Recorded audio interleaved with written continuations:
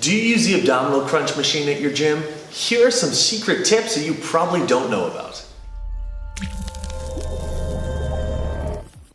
Welcome back to Trainer Tip Tuesday. All month long, we are giving you tips to increase your effectiveness and efficiency on the ab machine. Today, specifically, we're gonna talk about how far should you be moving when you do this exercise. A lot of us think we should just move as far as we possibly can with every single joint in our body, but today we're gonna narrow it down for you so that you have a better idea of how far you should be moving when you do the ab machine.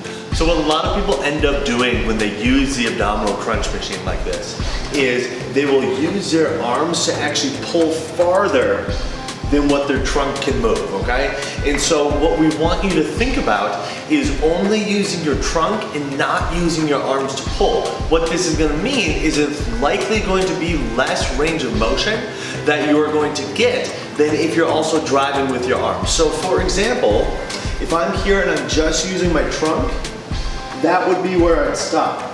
And then from here, if I wanted to go farther, it would have to be with the arms. This is what most people do.